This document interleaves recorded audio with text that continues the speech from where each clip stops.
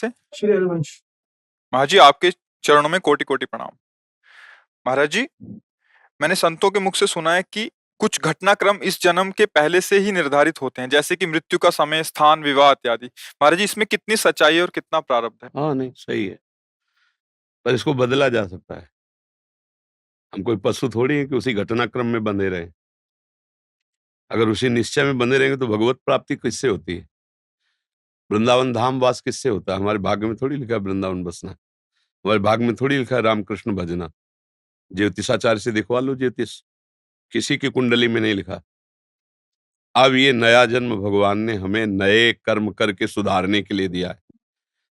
अगर हम भजन करें भगवान का तो हम सारे कर्मों को भस्म करके इसी जन्म में भगवान में लीन हो सकते हैं, भगवत प्राप्ति कर सकते हैं।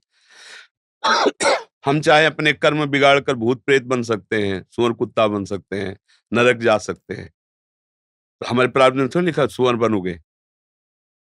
वो तो केवल इतने शरीर का है कि इस हिसाब से तुम्हारी मृत्यु होगी, इस हिसाब से तुम्हें वहां जाना होगा, इस हिसाब से तुम्हें ये भोग मिलेगा दुख सुख का, आगे के कर्म का नहीं।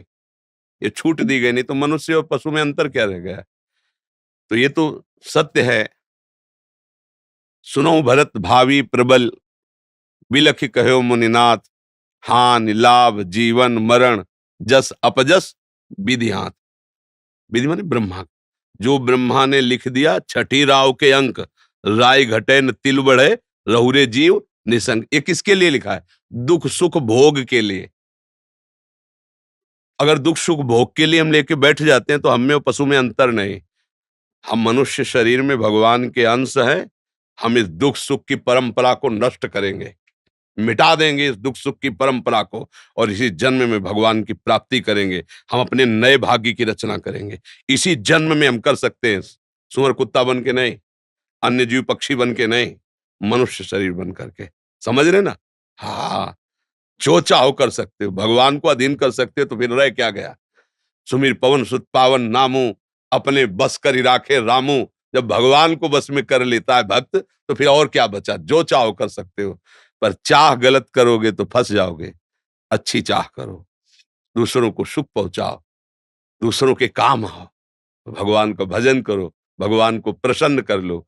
जिसके प्राप्त करने के बाद फिर कुछ प्राप्त करना बाकी नहीं रहता, वो भगवान श्री हरि हैं। तो ये बात स्वीकार करो। प्रारब्ध हमारा कुछ नहीं बिगाड़ सकता। यदि हमारा वर्तमान का समय भगवान में जा रहा है, प्रारब्ध नहीं बिगाड़ सकता। प्रारब्ध शरीर के ऊपर प्रहार करता है, और हमारा शरीर भी भगवान की शरण में है, तो प्रहार भी जो तलवार जैसा होगा, तो आके छड़ी जैसा लग जाएगा, लगेगा छड़ी जैसा, क्योंकि वो निश्चित हो चुका है।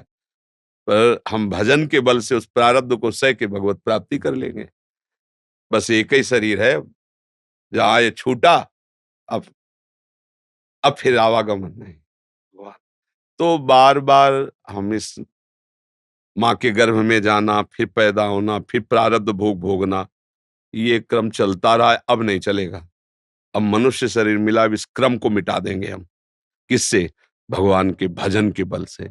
भजन नहीं है तो बातों से नहीं मिटता ये। हाँ, अवश्य में वो भोग